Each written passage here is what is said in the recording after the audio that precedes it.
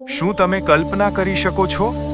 એક એવું શહેર જે સોના ચાંદીથી ખીચોખીચ ભરેલું હતું, જ્યાં 90,000 મહેલો હતા, જ્યાંની ગલીઓ એટલી પહોળી હતી કે 10-10 રથ એક સાથે ચાલી શકે, અને પછી એક જ દિવસમાં આખું શહેર રાતોરાત સમુદ્રમાં સમાઈ ગયું. આ ફક્ત વાર્તા છે કે ખરેખર ભગવાન કૃષ્ણની રાજધાની આજે પણ અરબી સમુદ્રના તળિયે શ્વાસ લઈ રહી છે?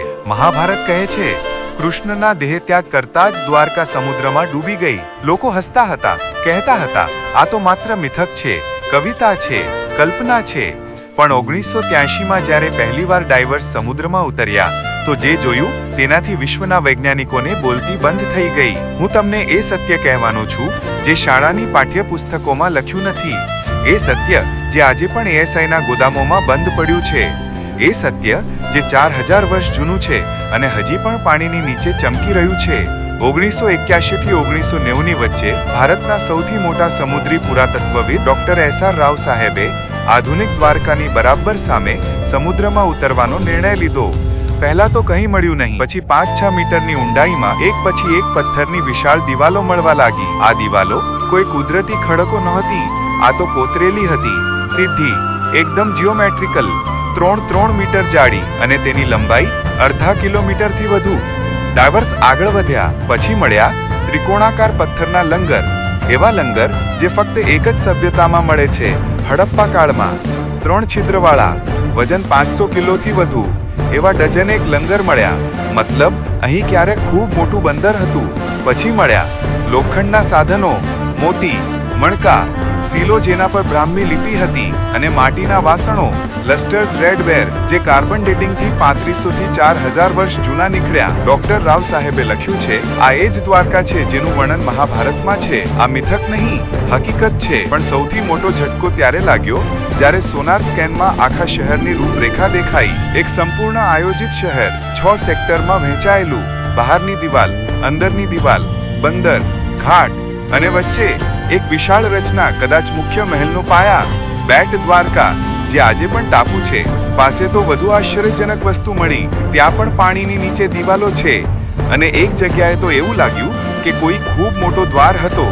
મહાભારતમાં લખ્યું છે ને, ત્રિવિષ્ટપ દ્વાર, 3 માળનો દ્વાર. એ રચના આજે પણ ત્યાં છે. 2000માં નેશનલ ઇન્સ્ટિટ્યૂટ ઓફ ઓશિયનોગ્રાફીએ ફરી સર્વે કર્યો. તેમણે જાણ્યું, આ શહેર ફક્ત 1500 ઈસવી પૂર્વેનું નથી. અહીં તો કેટલીક રચનાઓ 9500 વર્ષ જૂની પણ છે. મતલબ કૃષ્ણથી પણ પહેલાની વસાહત અહીં હતી. કૃષ્ણે તેને ફરી વસાવી હતી. 2024માં વડાપ્રધાન મોદીજી પોતે ડાઇવ કરીને આવ્યા. તેમણે કહ્યું, મેં એ શહેર જોયું છે જે ક્યારેક સોનાનું હતું, અને હવે 2025માં ફરી નવી ખોદકામ શરૂ થઈ ગયું છે. એએસઆઈની અંડર વોટર વિંગની ટીમ, જેમાં પહેલીવાર મહિલા ડાઇવર પુરાતત્વવિદો પણ છે, ગોમતી ક્રીકની દક્ષિણમાં ઊંડા પાણીમાં ઉતરી રહી છે. તેઓ કહે છે, હજી તો અમે માત્ર ઉપરની સપાટી જોઈ છે, ખરી દ્વારકા તો વધુ નીચે છે. વિચારો, 4000 વર્ષ પહેલાનું શહેર જેની દિવાલો આજે પણ ઊભી છે, જેના લંગર આજે પણ સમુદ્રમાં પડ્યા છે, જેની ગલીઓ આજે પણ દેખાય છે. મહાભારતમાં લખ્યું છે, કૃષ્ણના જતા જ સમુદ્ર ઉઠ્યો અને દ્વારકાને ગળી ગયો. આજે વૈજ્ઞાનિકો કહે છે, ગુજરાતના કિનારે ભયંકર ધરતીકંપ અને સુનામી આવ્યા હતા. સમુદ્રનું જળસ્તર વધ્યું અને શહેર ધીમે ધીમે ડૂબતું ગયું. તો સવાલ એ નથી કે દ્વારકા ડૂબી હતી કે નહીં. સવાલ એ છે કે તે આજે પણ ત્યાં છે અને ચૂપચાપ રાહ જોઈ રહી છે કે કોઈ આવે અને કહે, હે મધુસૂદન, અમે આવી ગયા છીએ, તમારી નગરી હજી પણ જીવંત છે. આ ફક્ત પથ્થરો નથી ભાઈ, આ આપણી સભ્યતાના મૂળ છે. આ એ પુરાવા છે જે દુનિયાને કહી રહ્યા છે, આપણો ઇતિહાસ હજારો વર્ષ જૂનો નથી, લાખો વર્ષ જૂનો છે. દ્વારકા ડૂબી નથી, દ્વારકા છુપાયેલી છે, અને હવે તે પોતે જ બહાર આવવા માંગે છે. જય શ્રી કૃષ્ણ.